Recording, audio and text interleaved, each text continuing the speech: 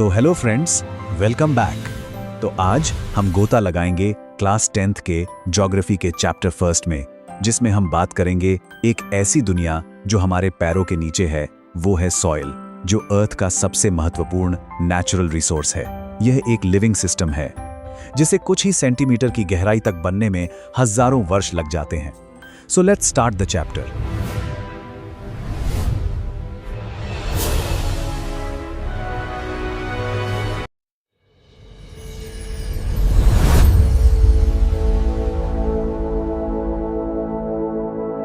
एक ऐसी दुनिया की सैर करेंगे जो बिल्कुल हमारे पैरों के नीचे मौजूद है। हम बात कर रहे हैं मिट्टी की। अक्सर हम चलते फिरते इसे केवल धूल या गंदगी मानकर नजरअंदाज कर देते हैं, लेकिन सच कहूं तो यह एक जीवित और सांस लेती हुई प्रणाली है जो पूरी पृथ्वी के जीवन का सबसे मुख्य आधार है। तो चलिए इस अनदेखी दुनिया को थोड़ा करीब से समझते हैं। अब जरा इस बात पर ध्यान दीजिए। ये बहुत ही हैरान करने वाला विरोधाभास है कि जिस चीज को बनने में लाखों साल लग जाते हैं, वो भला एक ही पीढ़ी के अंदर कैसे नष्ट हो सकती है।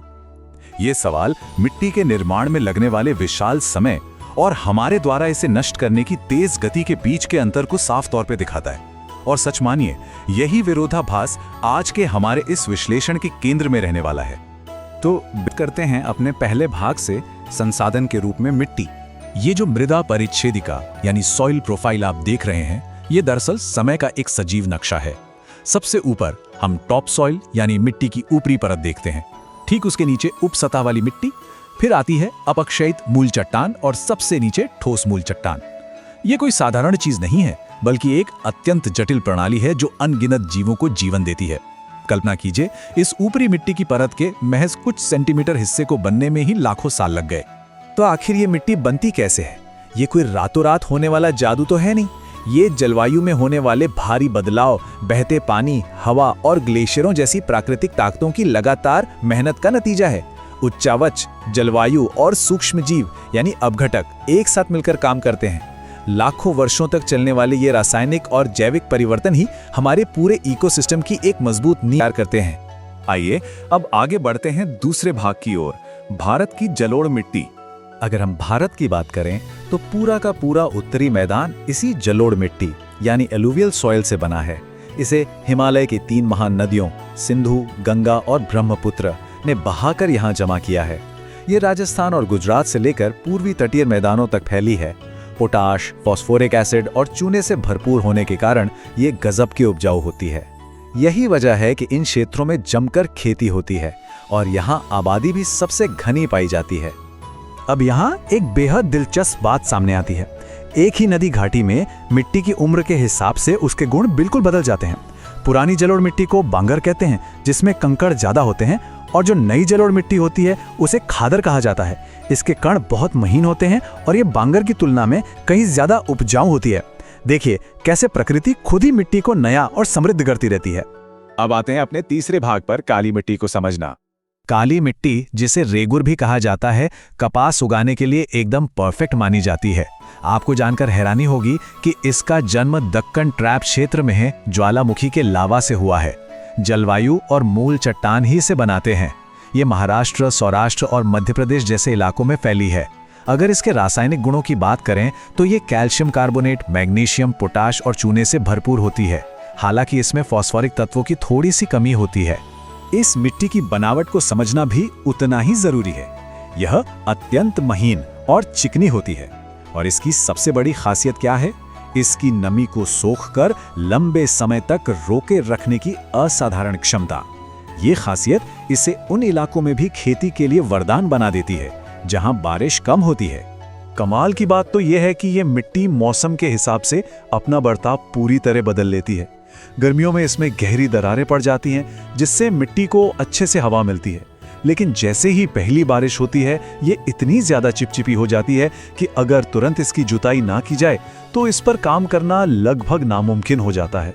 ये सच में एक जीवित प्रणाली का बहुत ही बेहतरीन उदाहरण है। चलिए अब रुख करते हैं अपने चौथे भाग का, भूमि क्षरण यानी जमीन के खराब होने के कारण। जरा सोचिए, हमारी 95% जरूरतें, रोटी, कपड़ा और मकान इसी जमीन से पूरी होती हैं। ये जमीन हमें पिछली पीढ़ियों से मिली है और आने वाली पीढ़ियों को भी इसे सौंपना है। लेकिन कड़वा सच ये है कि हमारी अपनी गतिविधियों ने न सिर्फ जमीन को सीधे तौर पर बर्बाद किया है, बल्कि प्राकृतिक रूप से होने वाले क्षरण की रफ्तार को भी बहुत ही खतरनाक स्तर तक बढ़ा दिया है। अगर हम भारत के नक्शे पर नजर डालें तो अलग-अलग राज्यों में इसके कारण भी अलग-अलग हैं। झारखंड और उड़ीसा जैसे राज्यों में खनन ने जमीन पर गहरे घाव दे दिए हैं और बड़े पैमाने पर जंगल काटे गए हैं। वहीं गुजरात और राजस्थान में जानवरों की हद से ज्यादा चराई जमीन को बंजर बना रही है। और दूसरी तरफ देखिए, पंजाब और हरियाणा में अत्यधिक सिंचाई से जमीन में पानी भर रहा है, जिससे मिट्टी में नमक और क्षारीयता खतरनाक रूप से बढ़ रही है। और सिर्फ खेती या माइनिंग ही नहीं, हमारी इंडस्ट्रीज भी इस तबाही में पीछे नहीं है। सीमेंट उद्योग के लिए चूना पत्थर पीसने से जो धूल उड़ती है, वो जब जमीन पर बैठती है तो मिट्टी के छिद्रों को पूरी तरह बंद कर देती है। नतीजा, बारिश का पानी जमीन के अंदर जा ही नहीं पाता। इसके ऊपर से बिना ट्रीट किया हुआ औद्योगिक कचरा आज देश के कई हिस्सों में भूमि और जल प्रदूषण की एक बहुत बड़ी वजह बन गया है। तो अब सवाल ये उठता है कि क्या सब कुछ खत्म हो चुका है? जी नहीं। अपने 5वें और आखिरी भाग में हम इसी पर बात करेंगे, संरक्षण और समाधान। गांव और सूखे इलाकों की बात करें तो प्रकृति खुद ही सबसे अच्छा समाधान देती है। सबसे पहला कदम है बड़े पैमाने पर पेड़ लगाना और जानवरों की चराई को कंट्रोल करना। तेज हवाओं से मिट्टी को उड़ने से रोकने के लिए पेड़ों की कतारें लगाना, जिसे रक्षक मेखला कहते हैं, एक बहुत ही कारगर तरीका है। इसके अलावा रेगिस्तानी इलाकों में कांटेदार झाड़ियां उगाकर उड़ती रेत के टीलों को रोका जा सकता है। अब आते हैं इंडस्ट्रियल और शहरी इलाकों पर। यहाँ हमें थोड़े अलग नजरिए की जरूरत है। सबसे जरूरी है बंजर जमीन का सही इस्तेमाल और माइनिंग पर सख्त कानूनी रोक। और जो सबसे बड़ा खतरा है, फैक्ट्रियों का कचरा, उसे नदियों या जमीन पर सीधे फेंकने से पहले उसका सही तरीके से ट्रीटमेंट करना बेहद जरूरी है। अगर हम ये रणनीतियां अपना लें तो जमीन की बर्बादी को काफी हद तक रोका जा सकता है। नजरअंदाज कर देते हैं, वो है हमारे पैरों के नीचे की जमीन, हमारी मिट्टी। यकीन मानिए, ये महज धूल नहीं है, ये हमारे पूरे जीवन का आधार है। आज हम भारत में पाई जाने वाली मिट्टी की अविश्वसनीय विविधता, उस पर मंडरा रहे बड़े खतरों और इस अनमोल संसाधन को बचाने के तरीकों पर एक गहरी नजर डालेंगे। तो चलिए शुरू करते हैं।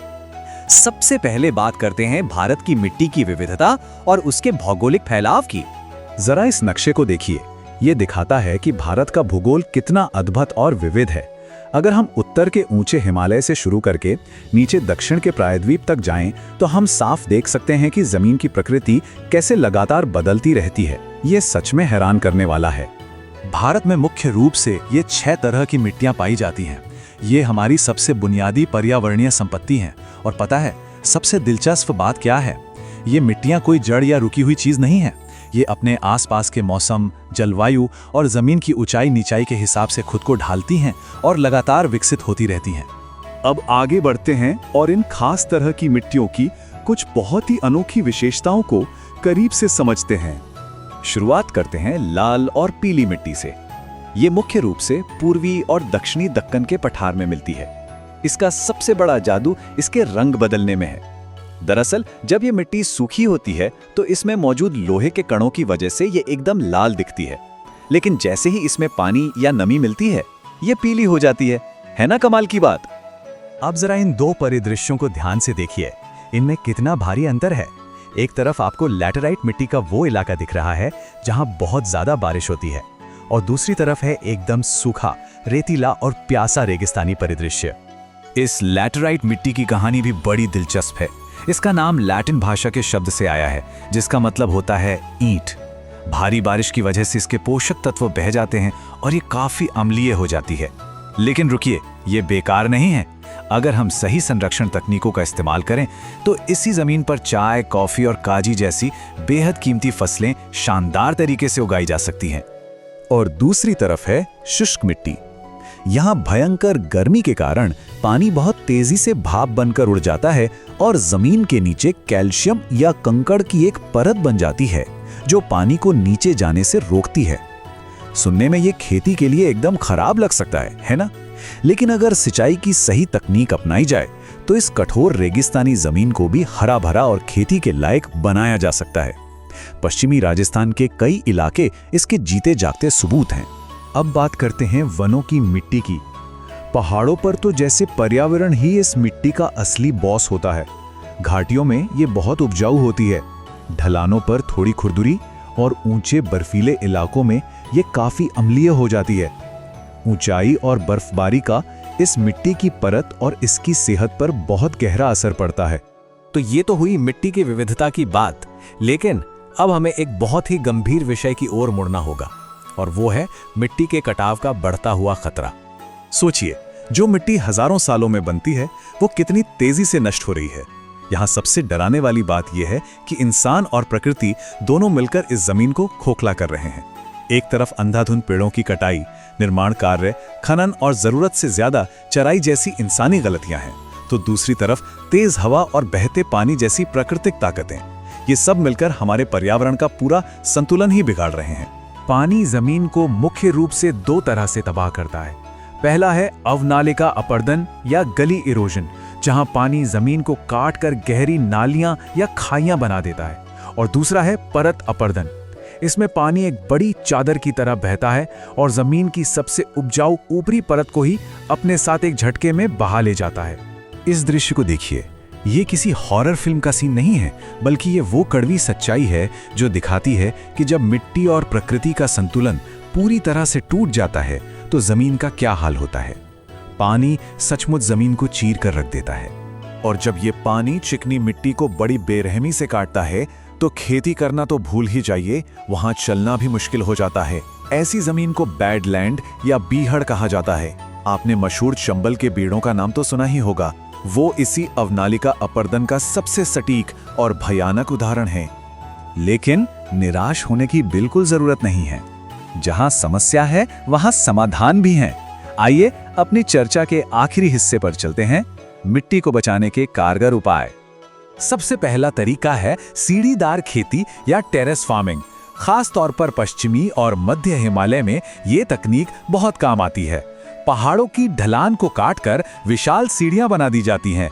ये गुरुत्वाकर्षण और तेज बहते पानी को मात देने की एक शानदार इंजीनियरिंग है। सीढ़ियां पानी की रफ्तार को तोड़ देती हैं और मिट्टी बहने से बच जाती है।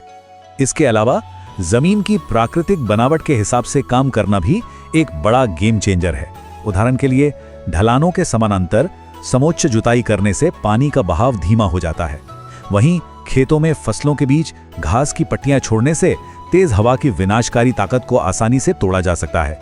इसे पट्टीदार खेती कहते हैं।